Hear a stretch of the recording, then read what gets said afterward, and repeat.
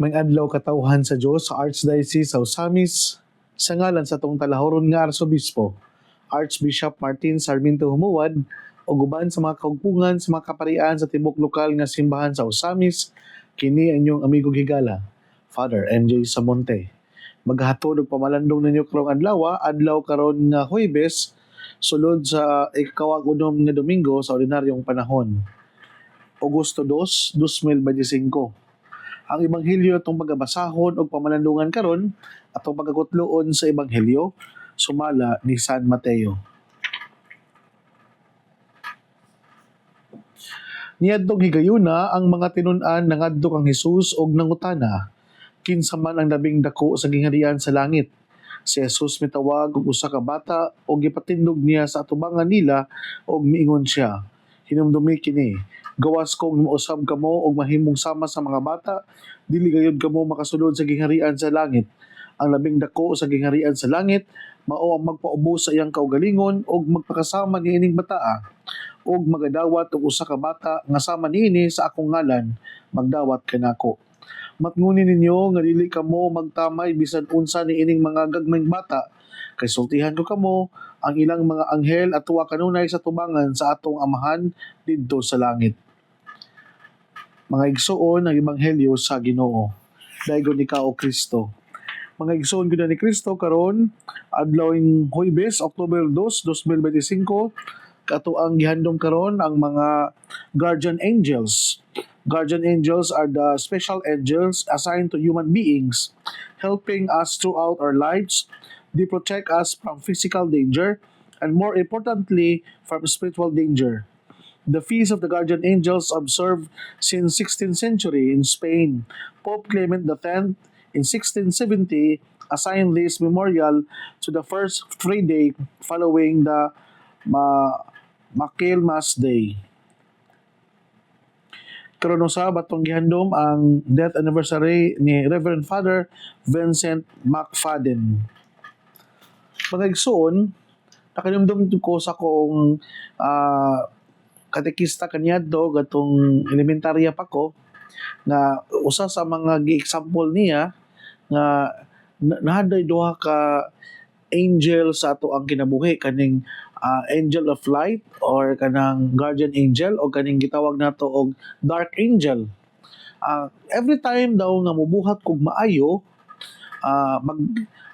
muduol daw kanako, magkaduol daw kanako ang guardian angel sa panahon daw nga mubuhat ko og kanang dili maayo. Mupalayo daw ang akong guardian angel o atong dark angel mao man puloy moduol nako. Mao na nga sa kinabuhi daw na kung every time nga unsa daw ato ang pagabuhaton, kinsa daw atong labanan, kinsa daw ang ato ang tagag-pagtagad, ang good or bad, diba? Mao daw na ang mahimo natong suod natong nga higala. Mao na nga kung ikaw perminti mo buhat og dili maayo, ang imong guardian angel muhilak, dayon masubanon o dili siya mahimong malipayon. Kay nagbuhat man ka og kanang wrong or dili maayo or sala.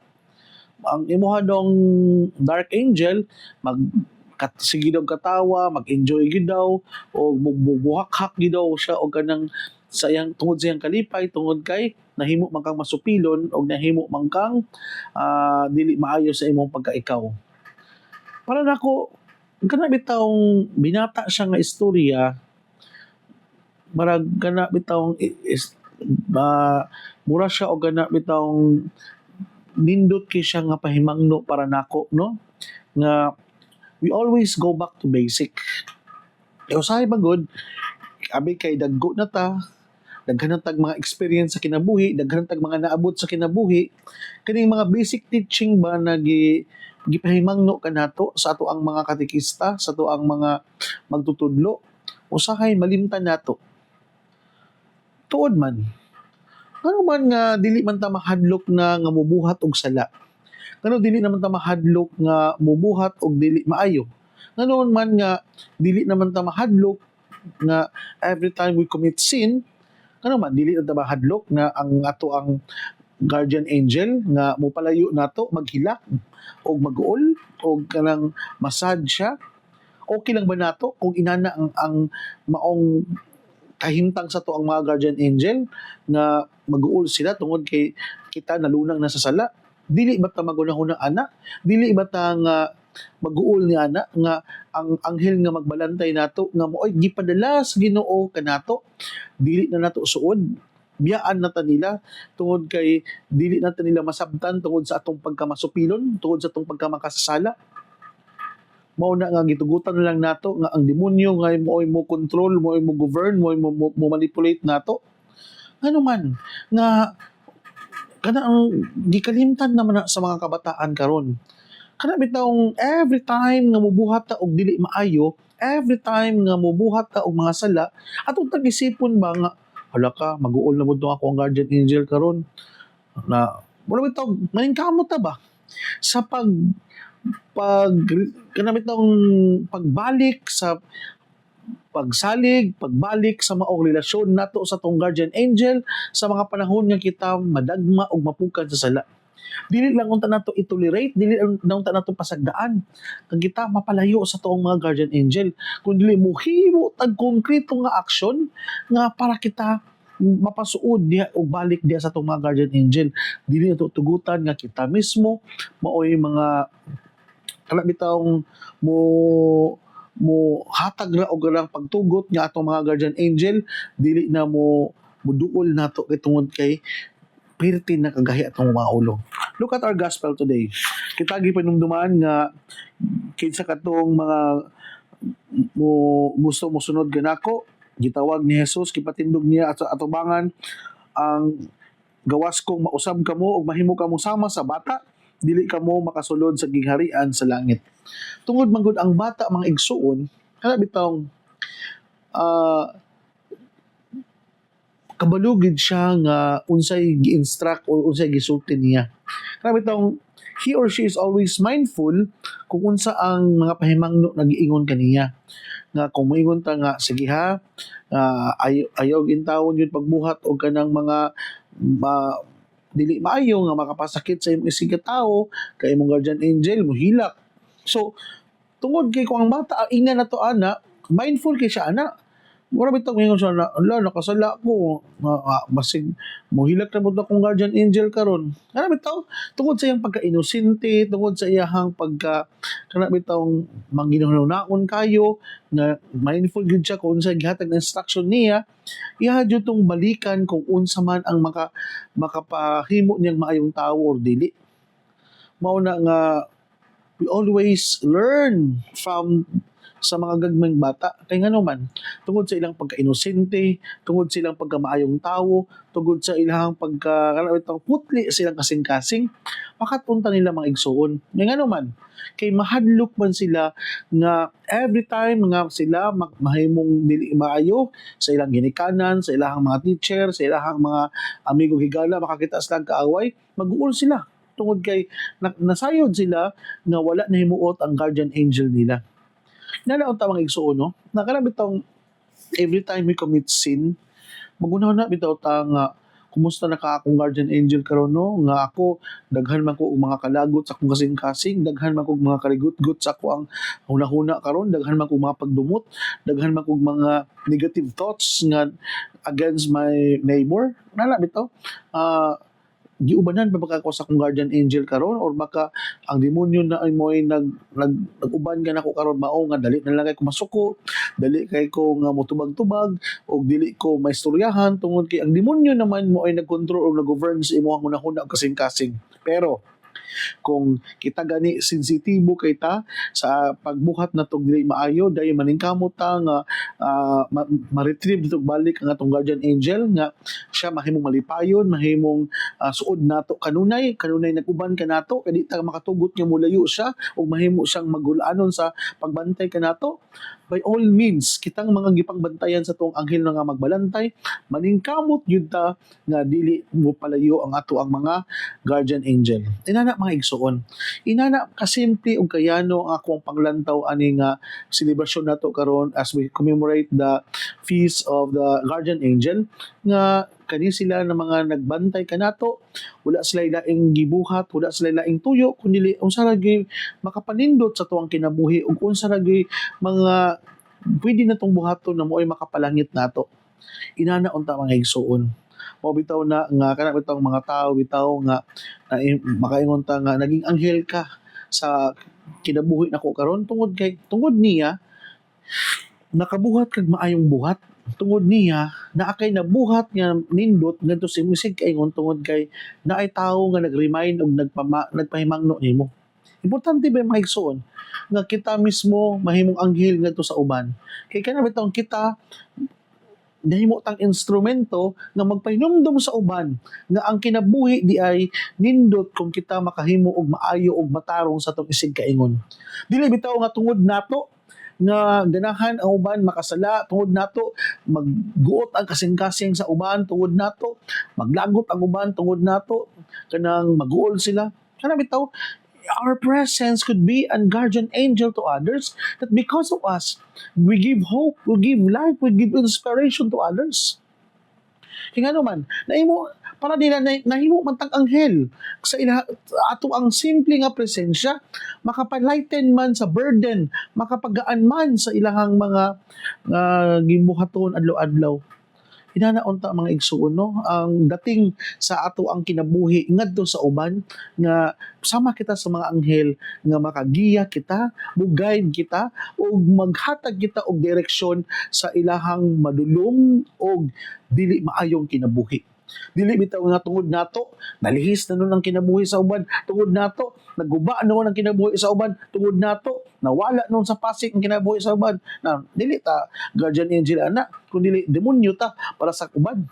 Mao na nga kitagi pa hinumduman as we celebrate today sa the feast of guardian angel, as we commemorate them, kita usab mahimo tang mga magbalantay ngadto sa uban nga tungod nato gipahinumduman natong uban nga life is too short para dili ta mo pasaylo, life is too short para dili ta mag-enjoy, life is too short para dili ta kabalo mo hatag og pagsabot ngadto sa uban. Inana unta mga igsoon nga pinumduman bitaw nato bitaw nga dapat mahimong mahinungdanon, meaningful og malipayon ang kinabuhi tungod kay kita mga sulugoon man sa Ginoo. Ang tawo manggod nga kanunay bitaw nagpalandong sa kabubuton sa Ginoo kay kabalo siyang mulugar siyang kinabuhi. Kabalo siyang mulugar sa iyang pagkatao. Dili siya permanente bitaw nga go on go lang siya permanente. Mao na ang trabaho sa tong guardian angel. Gitudluan ta nila how to be prudent enough, how to be kana bitong discerning enough sa ato ang paghimo og mga desisyon sa kinabuhi. Na dili ta pagpabugso-bugso og himo og mga desisyon, dili ta mohimo og mga desisyon out of emotions, kanang mohimo tag mga bugat nga desisyon sa kinabuhi uban sa pag-ampo, pagpamalandong o pag-aninaw niini kung kini maubag yun ni ang kabubuton sa Ginoo. Mao na nga atong guardian angel nga mao na siya mo maluktok sa tong konsensya aron atong konsensya pag-aabrihan nato o ato ang alinawon kung unsa gyud ang kabubuton sa Dios natong diha sa ato ang kinabuhi. Dako jud kay kitabang ang atong mga anghel nga magbalantay mga igsoon. Kay tungod para nako kaning mga anghel nga magbalantay nato mao ni mo mupukaw sa tong konsensya nga to do good and avoid evil. Mao na ang according to morality, mao na siya ang tinuod nga meaning sa freedom. Dili tong freedom na doing what we want to do, but the real meaning of freedom is doing what is good and avoiding what is evil. Mao na moral meaning sa tinuod nga gawsanon nga tao. Ang atong mga guardian angel wala ta na diktahi. Wala ta nila gi-control. Nagpabilin gyud puntang gawsanon sa paghimo sa ato ang tawhanon nga katungod. Pero ang atong guardian angel mooy mugiya kanato na ang ato ang compass, ang ato ang mga perspective in life, ang ato ang mga moral values in life always in coherence, in accordance ngadto sa kabubuton samahan nga mooy ato ang master o ato ang Ginoo o atong Dios. Inana unta mga igsuon ang atong panglantaw sa kinabuhi. Dili ato lantaw ng mga guardian angel nga mahimong supak sa ato ang mga gusto, kundi ang mga guardian angel mooy naghatag og giya kanato nga mahimo natong perpekto nga atong kinabuhi ug mahimo kitang balaan sa tuang kinabuhi ug mahimo kitang maayong tawo sa tuang kinabuhi tungod kay kita nagpagiya man sa tuang mga anghel nga magbalantay. Dili musulti og dili mohatag og mga advices sa atong mga guardian angel nga makapadaot nato. Ang atong mga guardian angel kini mooy mohatag kanito inspirasyon kabisan pa man sa mga sakripisyo ug kasakitan, mupadayon kita kay nagsayod man sila nga kaniyang atong mga pag-antos aning kalibutana mao man ni makapasantos mo nato.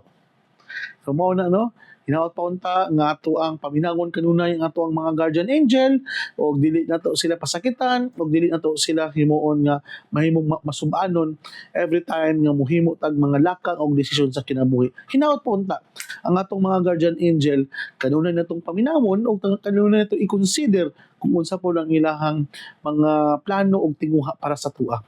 Kay kani sila man binadala sa Ginoo not to control and manipulate us but to guide us and to give us true meaning of freedom and liberty.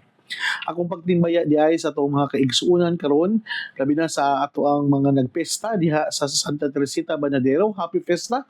Labi na silang rektor na si Father Cody og sa ato ang mga pari diya atong Intellectual Formation Director Father Dexter Banuelos o sa atong Spiritual Director nga si Father Michael Sinagbuhan nga kanunay nagpinumdum kanato sa paghatag og panahon sa atong spiritual direction sa ato ang mga seminarista. Daghang salamat mga fathers sa inyong mainiton kayo nga pagpahinumdum sa among mga takas isip mga spiritual director o mga nagtudlo diya sa St. John Paul II Minor Seminary. Ang ato ang seminaryo dinhi sa Archdiocese sa Osamis.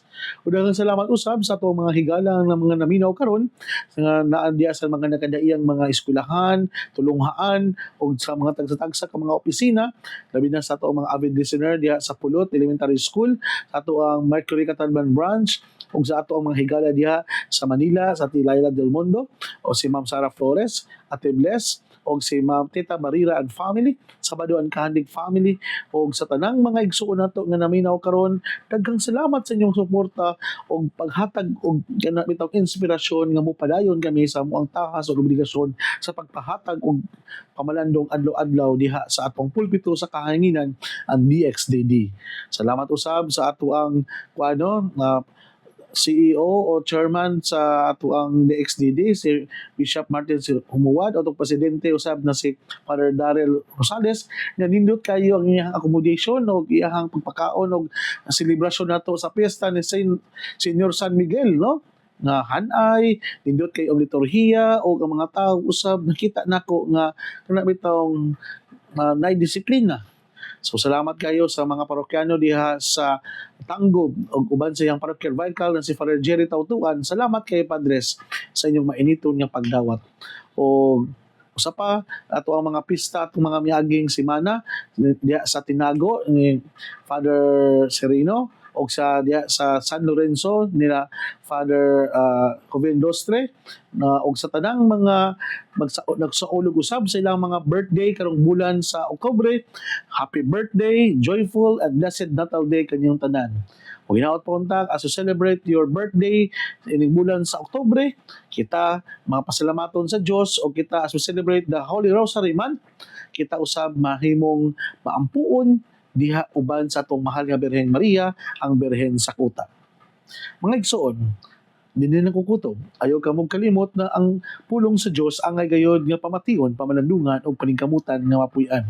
Bulahan ng tao nga maningkamot magpuyo sa pulong ni Jesus, sama siya sa usa ka kahoy nga gitanom daplin sa sapa, kansa ang dahon dili gayod malaya, og timbro sa timbunga, muhatag siya maayong mga bunga. Hinaot pa unta na kining tanan natong nadungog og gipamalandungan, makatabang ka nato sa pagkinabuhi nga balaan, na mao'y magdala ka nato sa tuang gitinguha og padulngan ang gingharian sa langit na gipangandoy sa matag binunyagan. igsuon. Ugma na usab uban sa pangama sa atong mahal nga birhen na si Santa Maria na atong gitawag nini sa misa-miston og birhen sa kuta. Ang Dios magapanalangin unta kanimo sa ngalan sa Amahan, sa Anak ug sa Espiritu Santo. Amen. Daghang salamat sa ato ang mga igsuong usamisnon. God bless ug mayong adlaw kanatong tanan.